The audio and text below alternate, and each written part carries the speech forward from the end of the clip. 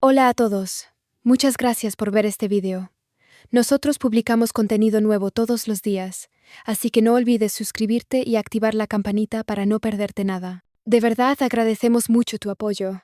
Parte 1. La lluvia caía como si quisiera borrar la ciudad entera. Corría por las fachadas y golpeaba las aceras con un sonido sordo, constante, que hacía vibrar los cristales.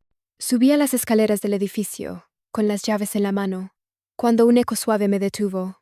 Una risa, amortiguada, pero inconfundible. Era la suya. Me quedé quieto, con la respiración contenida, intentando localizar de dónde venía. No era de nuestro piso. Un paso más, y lo escuché claro, detrás de la puerta entreabierta del 2B. No tenía intención de mirar. No quería. Pero mis ojos, como si tuvieran voluntad propia, buscaron esa rendija.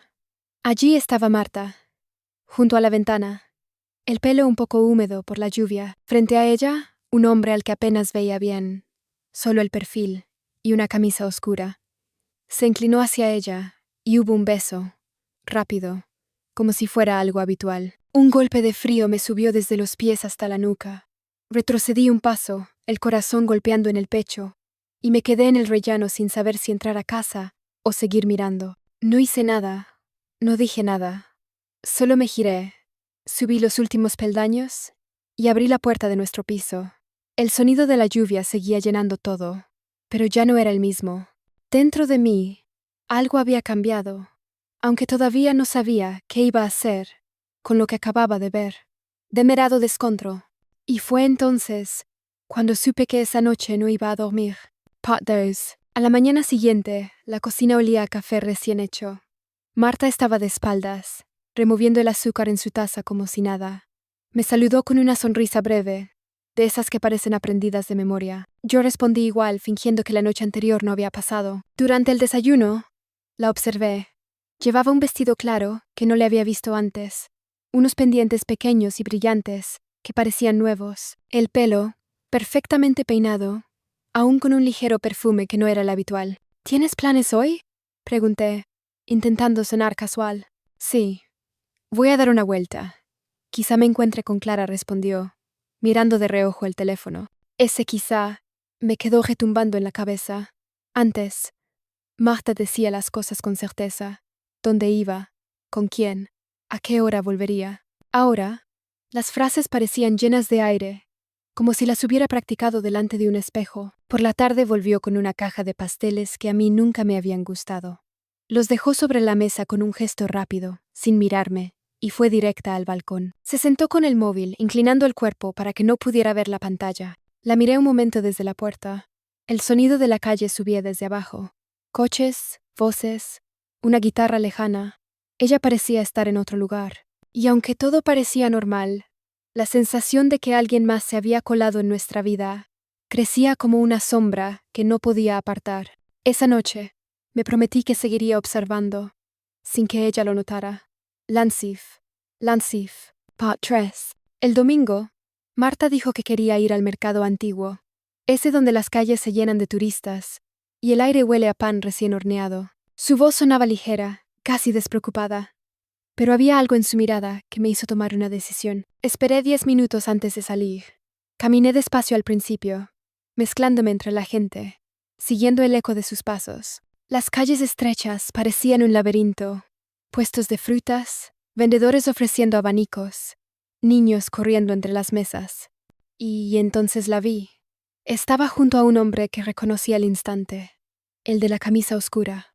Esa vez llevaba una chaqueta de lino claro, y en su mano, una bolsa de papel, con café recién tostado. Sonreían, y, como si fuera lo más natural del mundo, hubo un beso breve, casi imperceptible para cualquiera que no estuviera mirando con atención. No me moví.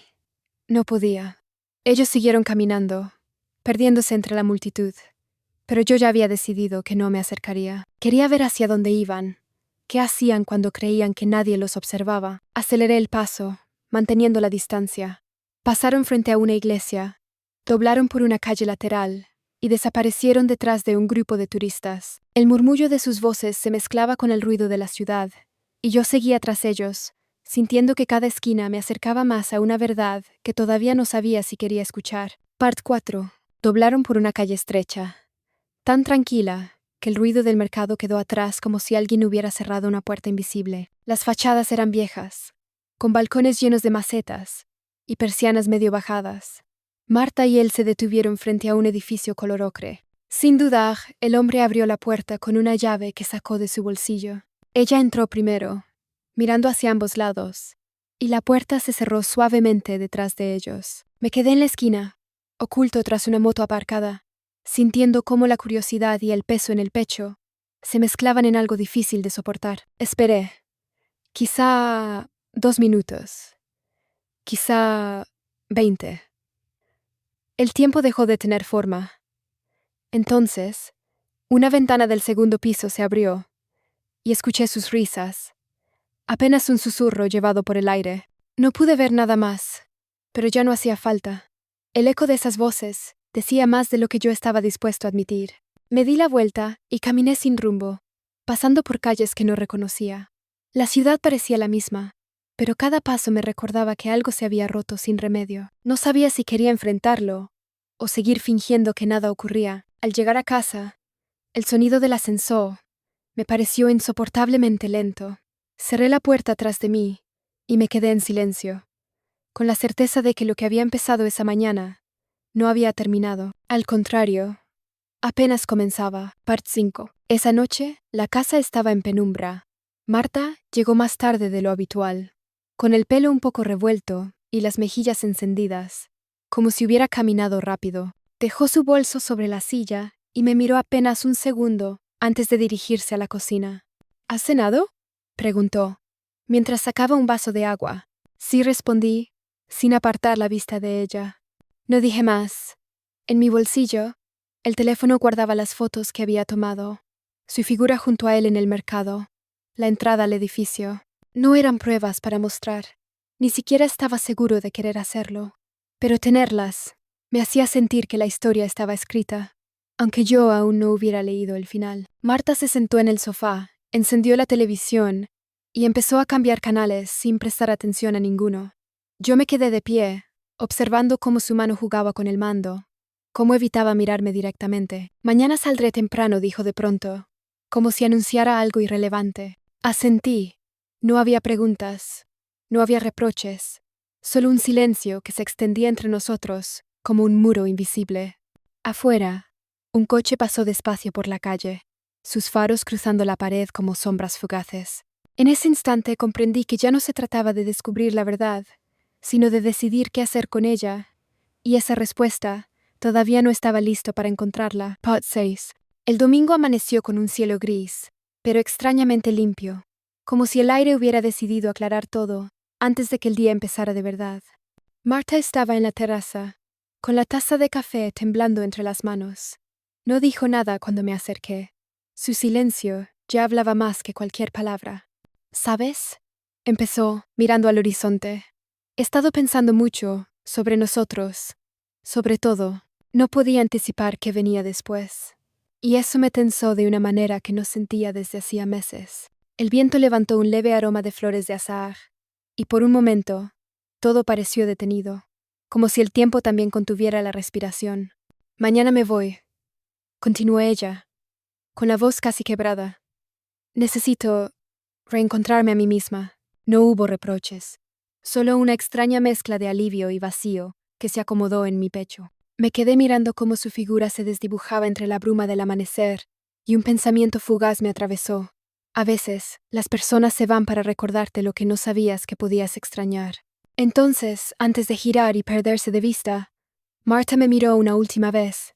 Sus ojos brillaban con algo que no era tristeza ni alegría. Era la aceptación de que lo que tuvimos siempre sería un instante suspendido, inalcanzable, pero imbogable. Cuando la puerta se cerró, el silencio llenó la casa, y en ese silencio comprendí que a veces el final no es un castigo ni un fracaso. Es la chispa que deja un recuerdo que arde con más fuerza de lo que jamás imaginamos. La historia había terminado, pero de una manera que, curiosamente, me dejó un extraño calor en el pecho y la certeza de que ciertos encuentros valen la pena, aunque se vayan para siempre.